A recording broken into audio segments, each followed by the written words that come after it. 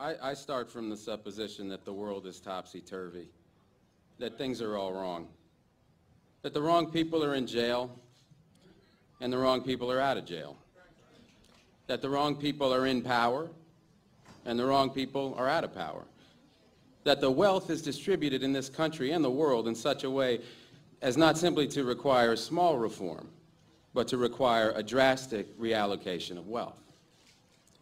I start from the supposition that we don't have to say too much about this because all we have to do is think about the state of the world today and realize that things are all upside down. Now, if you don't think, if you just listen to TV and read scholarly things, you actually begin to think that things are not so bad, or that just little things are wrong. But you have to get a little detached and then come back and look at the world, and you are horrified. So we have to start from that supposition that things are really topsy-turvy. And our topic is topsy-turvy, civil disobedience. Now, as soon as you say the topic is civil disobedience, you're saying our problem is civil disobedience. That is not our problem. Our problem is civil obedience.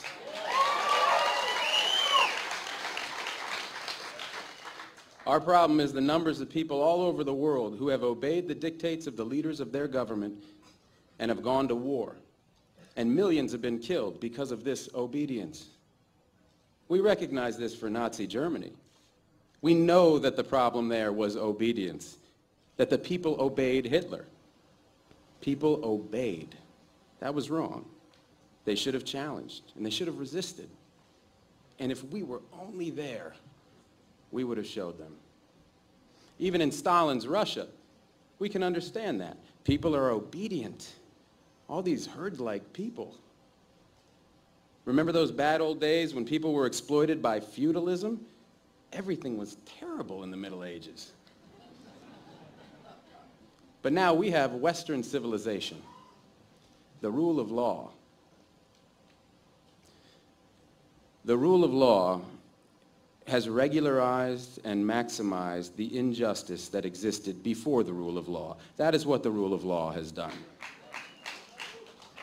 When in all the nations of the world, the rule of law is the darling of the leaders and the plague of the people, we ought to begin to recognize this.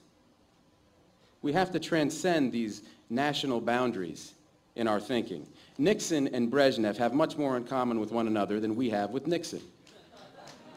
J. Edgar Hoover has far more in common with the head of the Soviet secret police than he has with us.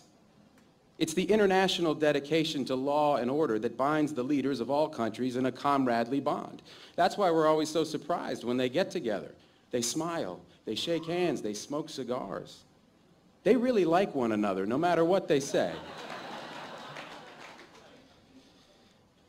What we are trying to do, I assume, is really to get back to the principles and aims and spirit of the Declaration of Independence.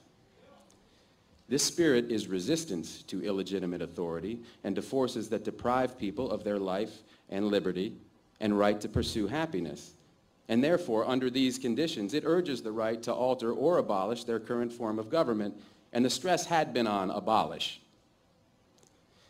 But to establish the principles of the Declaration of Independence, we're going to need to go outside the law, to stop obeying the laws that demand killing or that allocate wealth the way it's been done, or that put people in jail for petty technical offenses and keep other people out of jail for enormous crimes.